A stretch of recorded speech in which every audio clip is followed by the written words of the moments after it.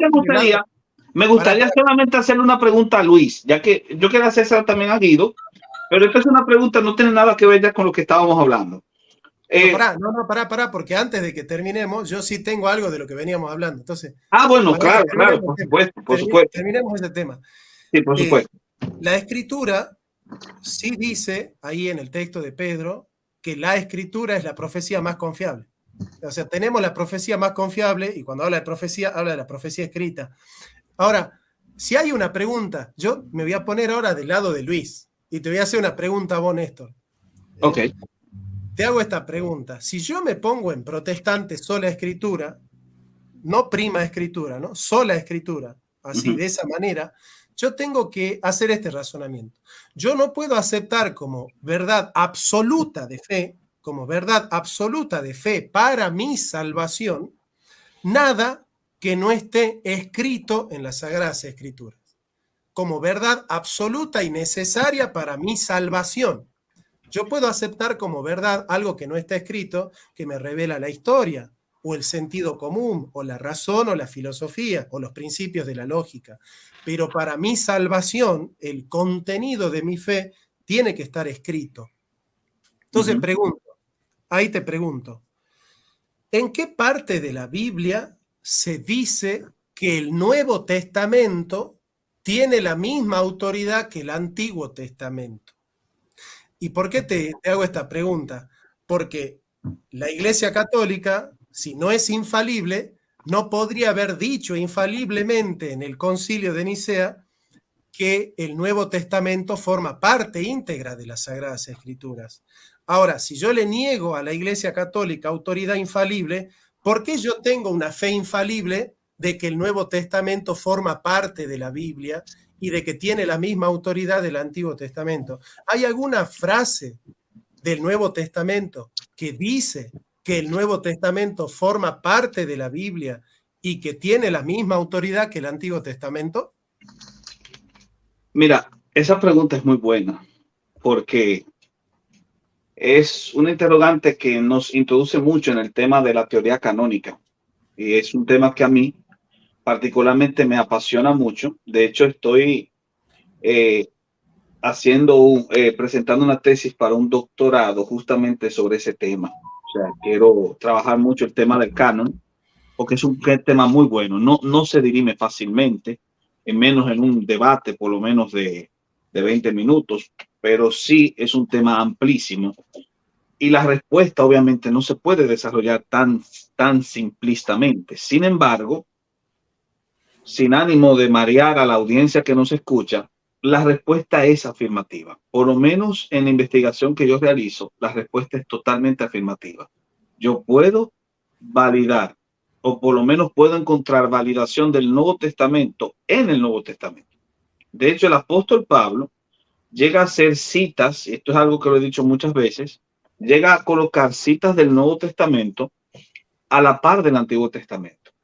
Por ejemplo, el caso de 1 Timoteo capítulo 5, versículo 18, que dice, pues la escritura dice, y utiliza ese término de la escritura, que en la mente del apóstol Pablo tiene que ver con el texto inspirado. O sea, debemos apelar al concepto tal y como el apóstol Pablo lo entiende, como lo usa constantemente.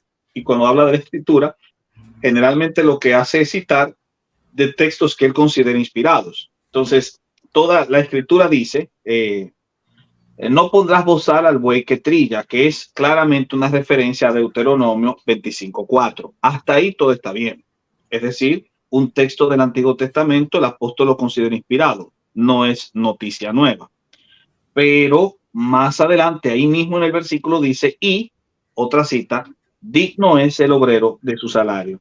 Esa cita que hace el apóstol Pablo no se encuentra en ningún texto veterotestamentario, salvo en el Nuevo Testamento, Mateo 10:10, Lucas 10:7.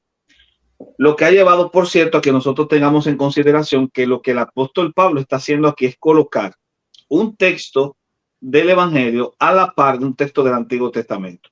La objeción más práctica que alguien podría hacer a eso es que dependería de la fecha que yo asuma para la redacción de los evangelios. Yo creo que esa sería como la objeción más inteligente que se podría hacer a ello, Pero, diga, ¿sí? No, digo, tendría una objeción y me gustaría escuchar tu respuesta sobre el tema. Que simplemente para terminar, ya que hablas de objeción, me parece interesante, ¿no?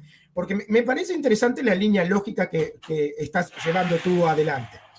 Mira, nosotros, vos decís, ¿no? Pablo, básicamente, al usar un versículo del Antiguo Testamento para sustentar sus ideas, eso ya le da un carácter como de infabilidad a Pablo, ¿no?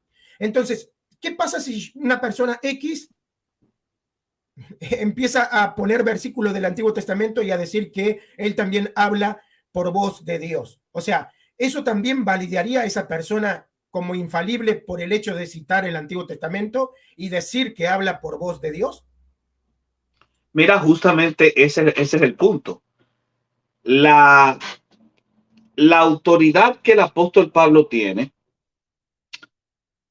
permite que él entienda que lo que él escribe es inspirado.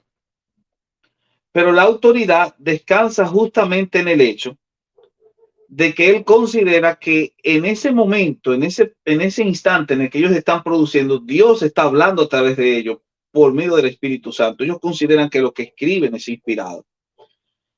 Y esa es la razón de, por ejemplo, cuando Pablo escribiendo a los Corintios les dice, yo creo que estoy hablando por parte del Espíritu de Dios.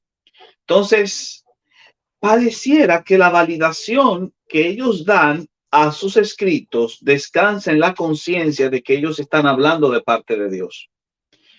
Pero que esa concepción va a descansar netamente en los escritos que ellos tienen, también se descubre por el hecho de que cuando estamos llegando al final de la época neotestamentaria, vamos a encontrar que los creyentes primitivos, los creyentes primitivos posteriores, van a ver con mucho sumo y con mucho respeto a estos textos en particular.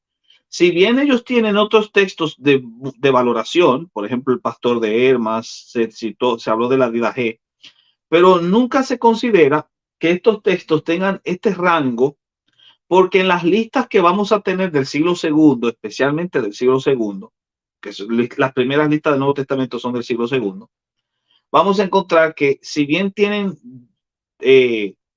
cierta afección por algunos escritos que no son del Nuevo Testamento, aún así están todos de acuerdo en que los escritos producidos por los apóstoles son inspirados. Entonces, es como una especie de elemento común que está presente en la conciencia de estos cristianos posteriores sobre estos escritos, pero que también se descubren los mismos escritos, que fue la pregunta que me hizo Jonathan. O sea, desde el Nuevo Testamento, ¿puedo yo validar al Nuevo Testamento? O sea, ¿puedo encontrar que los autores del Nuevo Testamento consideran que sus escritos están a la par de la escritura del Antiguo Testamento? Y la respuesta es sí. Más aún, el apóstol Pablo es validado por Pedro en 2 Pedro 3:15, cuando dice que las escrituras, o sea, los escritos de Pablo están al nivel de la escritura. ¿Ya? Y Pablo escribió el 48% del Nuevo Testamento. O sea, estamos hablando de que ya en 2 Pedro 3:15 se ha validado el 48% del Nuevo Testamento internamente, o sea, sin recurrir a una fuente externa. Y Pablo ha citado del Evangelio de Lucas, que es lo que se presupone que está citando acá en 1 Timoteo 5:18, dando a entender que ya por cierto el Evangelio de Lucas estaba escrito en su época, y en segunda instancia que este Evangelio está a la par de la Escritura, porque lo cita de esa manera. Alguien podría decir, ¿y qué tal vez está citando de la tradición oral que posteriormente vendrá en ser compilada en el Evangelio de Lucas, posterior a la época de Pablo? La respuesta es, revisando la crítica interna del texto del Evangelio de Lucas, nosotros podemos trazar un terminus actuo y un terminus ad quem que, por cierto, ha llevado a que se haga una revolución en el tema de las fechas de autoría de los evangelios. O sea, hoy en día yo no puedo asumir la tesis de que los evangelios son de la década de los 80 del siglo I, sino que más bien debería yo suponer que son mucho más antiguos, y que incluso el Evangelio de Marcos ya no sería el primer evangelio en haberse escrito. Y esa tesis, que es una tesis muy, muy trasnochada, ha sido cuestionada en el campo de la disciplina, de la crítica, de la alta crítica textual. Entonces, para terminar la idea, el concepto es el siguiente. El apóstol Pablo tiene noción de este evangelio y lo considera escritura, y no solamente de este evangelio.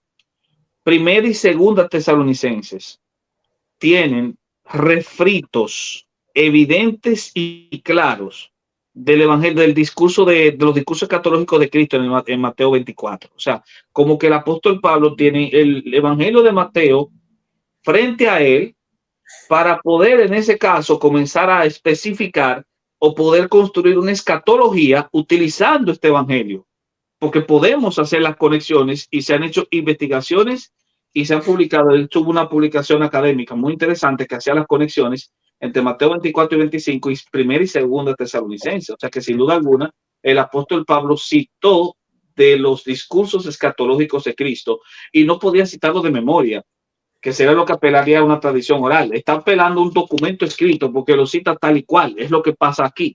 Cita tal y cual el documento, de modo tal que se presume que tiene que ser un documento escrito. Así que creo yo que el Nuevo Testamento puede ser validado a la altura del Antiguo Testamento por el testimonio de los autores del Nuevo Testamento.